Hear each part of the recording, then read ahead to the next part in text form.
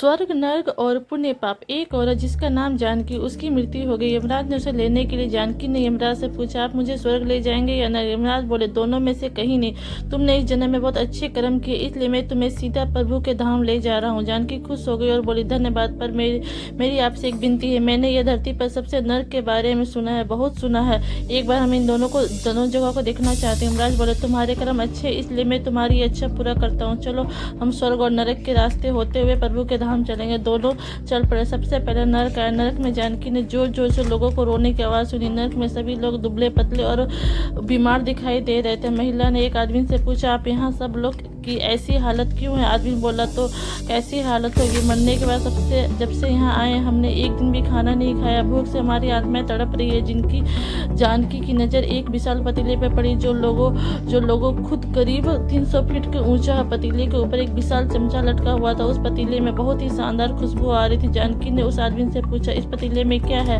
आदमी मायूस होकर बोला, यह पतीला बहुत ही स्वादिष्ट खीर से भरा है।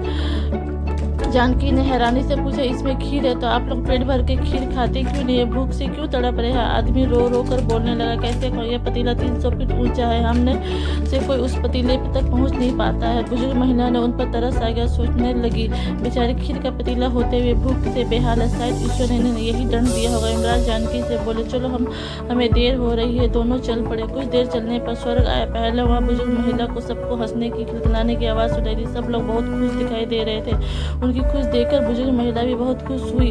और पर वहाँ स्वर्ग में भी बुजुर्ग महिला की नज़र वैसे ही 300 फीट ऊंचा पतीले पे पड़ी जैसे नर्क में था।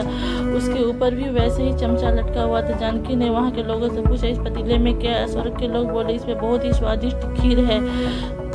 जानकी हैरान हो गई। उनसे बोली, पर यह पतीला तो 300 फीट ऊंचा है, आप लोग इस तक पहुंच नहीं पाते होंगे। उस हिसाब से तो आप लोग खाना नहीं मिलता होगा, आप लोग भूख से बेहाल होंगे। पर मुझे तो आप लोग इतने खुश लग रहे हैं, ऐसे कैसे? लोग बोले, हमें तो सभी लोग इस पतीले में पेट भर के खीर खाते हैं। महिला बोली, पर कैसे? पतीला तो बहुत ऊँचा है। लोग बोले, क्या हो गया? पतीला ऊंचा है तो हम यहाँ पर कितने सारे पेड़, ईश्वर ने हमें पेड़ पौधे, नदी, झरना हम मनुष्य के उपयोग के लिए बनाए हुए हैं। हमने इन पेड़ों की लकड़ी, उनको काट कर लकड़ियों से टुकड़े करके जोड़कर विशाल सीढ़ी का निर्माण किया। उस सीढ़ी लगा करके हम सहारे से पतीले तक पहुँचते हैं और सब मिलकर खीर का आनंद लेते हैं। जानकी यमराज की तरफ देखने लगी। यमराज मुस्कुराया और बोले, ईश्वर ने स्वर्ग और नरक मनुष्य के हाथों में सौंपा रखा। चाहे तो अपने लिए स्वर्ग बनाओ, चाहे तो अपने लिए नरक बनाओ।